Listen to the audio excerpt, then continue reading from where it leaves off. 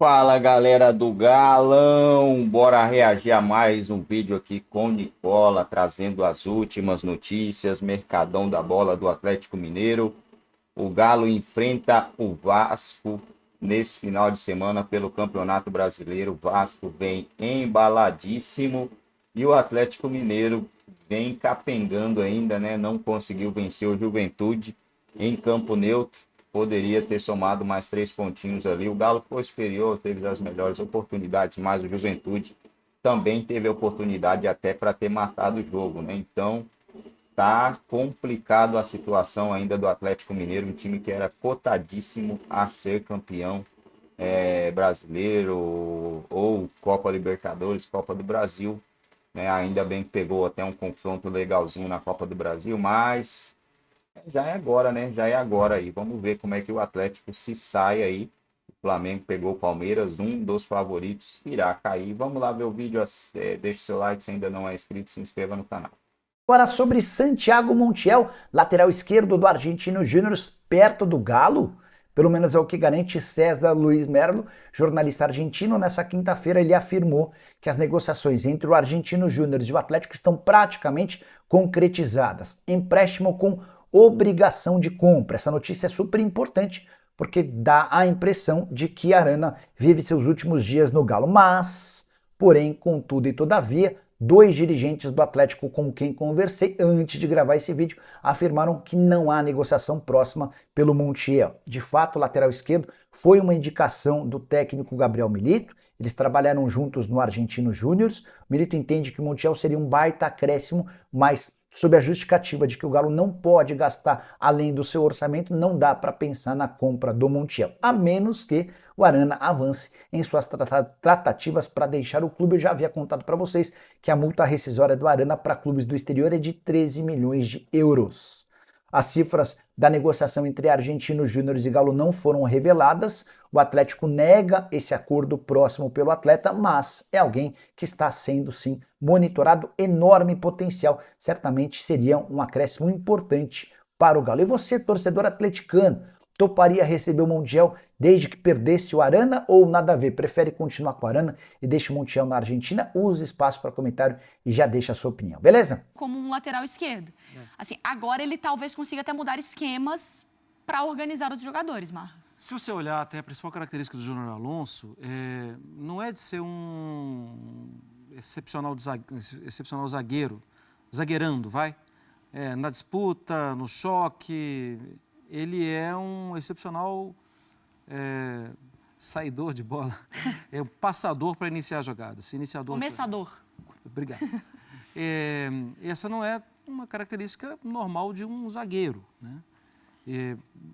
Se ele for jogar pela lateral, eu acho que o Atlético não vai ter tanta dificuldade, porque ele já sobe normalmente. Mas é diferente do Arana. É diferente. O Arana é mais rápido, o Arana está mais habituado. Eu acho que aí, assim, o Atlético perderia um bom iniciador de jogadas lá atrás, mas aí volta o Batalha. O Batalha tem capacidade também para sair jogando, para iniciar bem as jogadas.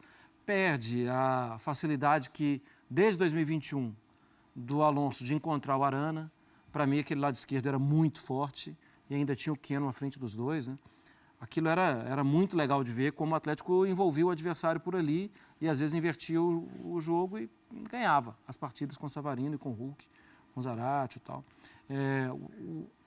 Acho que sente a ausência do Arana, sem dúvida alguma.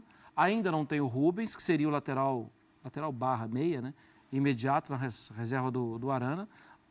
Mas perto do que o Atlético passou no mês passado... Que é isso? Tá maravilhoso isso aí. O Atlético no mês passado não tinha nem um lateral na direita e nem um lateral na esquerda. E tinha que sair improvisando tudo. E tinha, às vezes, 3 jogadores no banco de reservas. Às vezes não tinha nem zagueiro reserva. É rezar para ninguém tomar cartão e... Isso é um luxo. Você não tem só um, né, o titular, assim. Claro, a Vitória foi muito bem, que ela lembra de alguns outros jogadores que ainda estão no departamento médico. Eu destaquei aqui, por exemplo, o Zarate. Eu acho que o time vai ficar muito bom daqui a algum tempo com as chegadas, né? Do Fausto Vera, que ainda que não estreou, do Lianco, que ainda está também com o departamento físico, né, para ser liberado, mas com o que o Bernard pode oferecer, já ofereceu, né, com o que o Júnior Alonso também pode oferecer, o time vai crescer. O Rubens, nesse processo, como a Vitória trouxe, não deve ir para o jogo ainda, mas que está numa fase já final também de preparação. O Lianco, o Zarate, o Fausto Vera, o próprio Everson também lesionado. O Matheus Mendes está segurando a bronca, mas o Everson ainda goleiro que inicia melhor as jogadas também. O Mariano ainda como um reserva nesse... É muita qualidade para encorpar o elenco, né? O Mariano, eu acho que ele tem um gap ainda, mas pensando em meio e defesa, o Atlético ganha uma proteção muito grande. Como um zagueiro pela direita. Fechando uma linha de 3 ali. Você não pode matar o Mariano. Sobe, vai, volta. Aí não dá. Aí Lianco, por exemplo, é um cara para potencial de titularidade, né? Sim. Agora, sim, o Atlético ele faz um jogo... Ele ganha do São Paulo num jogo muito difícil. Ele empata com o Juventude num jogo que deu a sensação de que o Atlético poderia ter vencido com tranquilidade. E agora encara o Vasco. Esse já é um Atlético mais confiável? E depois eu vou te fazer a pergunta sobre outro time também. Eu acho que sim. O Atlético não controlou o São Paulo, mas venceu. Controlou o Juventude, mas não venceu. Eu acho que você tem um acréscimo de qualidade muito grande que facilita o trabalho do Milito. Estava exposto no período de Copa América, com um elenco desequilibrado, com desfalques. Isso tudo não proporcionou o melhor funcionamento da engrenagem que ele almeja para esse Galo. Só que contra o Juventude faltou eficiência na finalização, principalmente no primeiro tempo.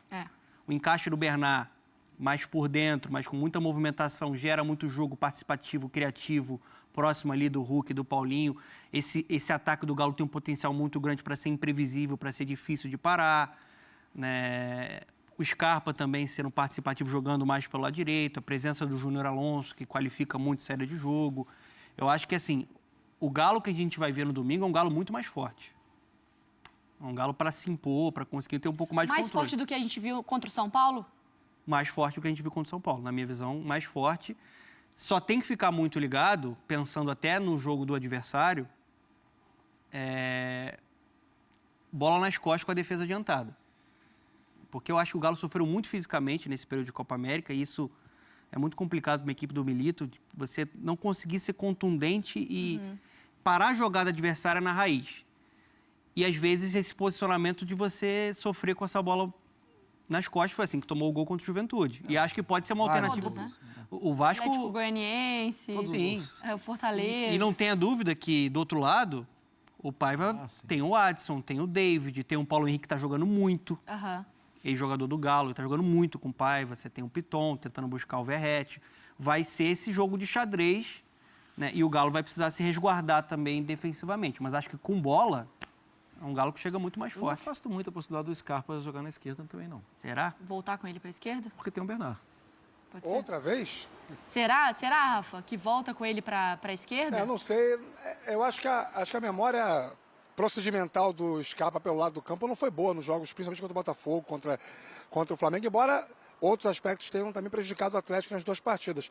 Mas, assim, quando vocês falaram sobre ser um Atlético melhor, mais encorpado, os nomes por si só já mostram isso. A quantidade de opções é um elemento importantíssimo.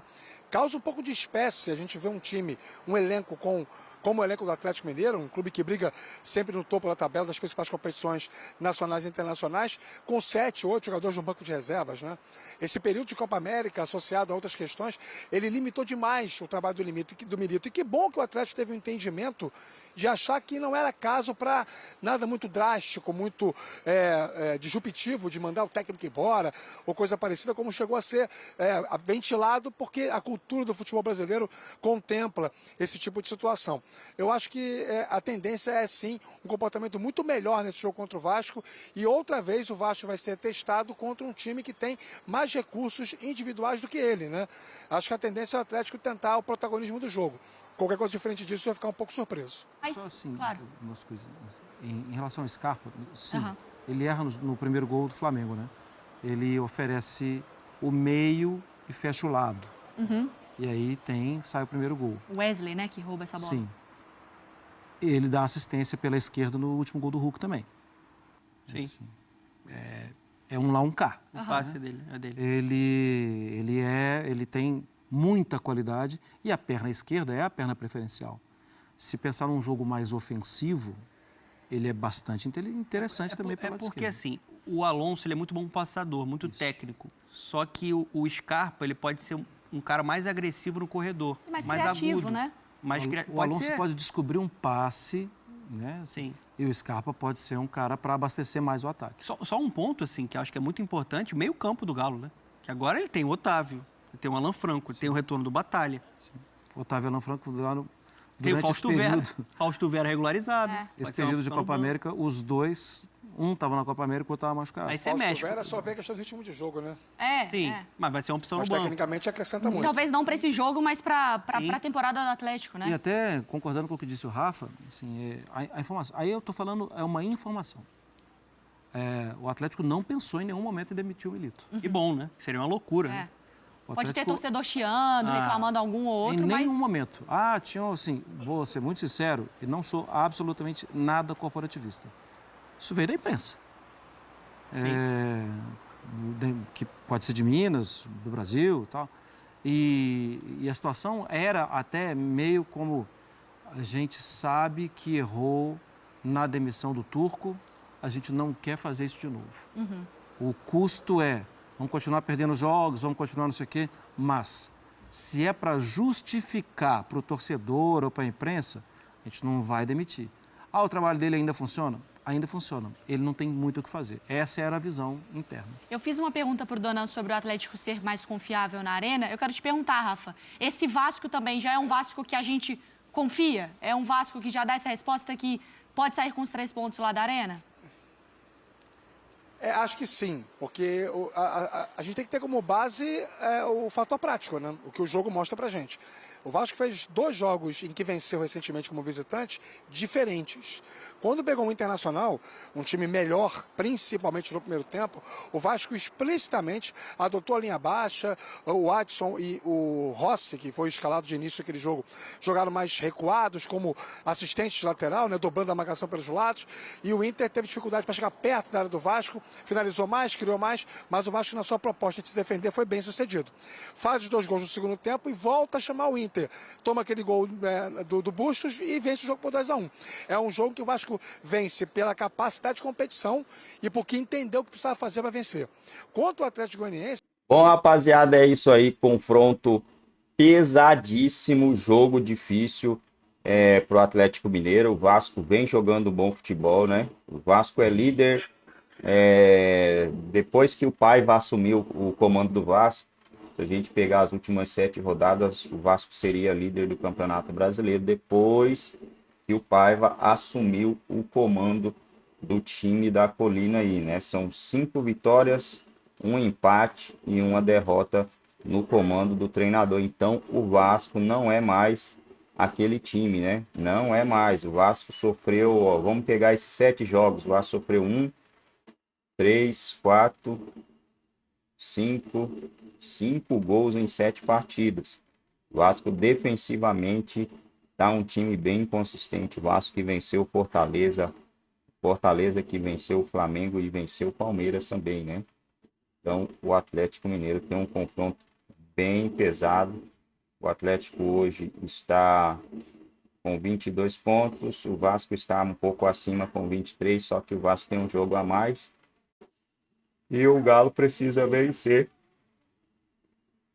para conseguir ali encostar no pelotão de cima, né? Na galera da Libertadores. Se o Atlético vence, vai a 25, podendo chegar a 28. E mesmo assim, ele não ficaria muito confortável para buscar uma vaguinha na Libertadores do ano que vem, né? Mas o campeonato ainda está na metade, tem muita coisa para acontecer. Acredito que dá para o Galo ainda buscar ali o pelotão de cima. Para buscar o pelotão de cima, cara, é fazer o que o Vasco fez, né? Olha de onde o Vasco saiu. Saiu da zona do rebaixamento para a 9ª colocação. Conseguiu 4 vitórias consecutivas. Se você consegue 4 vitórias consecutivas aqui, o Galo bate G4, né? Se o Atlético Mineiro faz 4 vitórias consecutivas, ele bate G4 na boa aí, porque lá em cima não vai ganhar tudo, né? É difícil um time que consegue uma sequência de 4, de 5, Palmeiras conseguiu agora, né? 5 vitórias consecutivas no Campeonato Brasileiro e saiu de uma posição desconfortável, chegou a bater primeiro na tabela e aí o Botafogo acabou reassumindo a liderança.